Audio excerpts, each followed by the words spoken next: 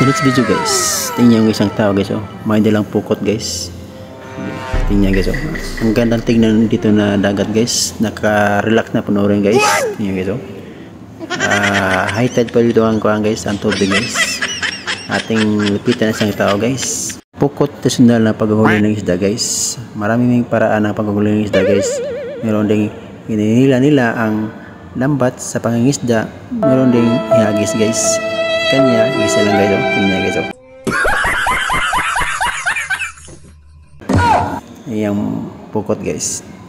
Tingnan natin iyang huli guys na isda guys. Ginagawa mo? Wow, ang ganda tingnan ng isda guys, oh.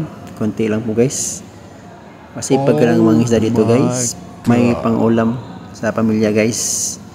Tingnan guys, oh. Ang sipag ng tao ito guys. Wow, ang ganda tingnan guys, oh. Ang isda guys, oh. Ito guys sa dagat guys, masipag ka lang dito guys. Libre na pang-ulam guys. Yung dagat yun. Masarap maligo dito guys. Wow, ang ganda tignan dito guys, oh. Nakaka-relax dito guys. Thank you for watching guys.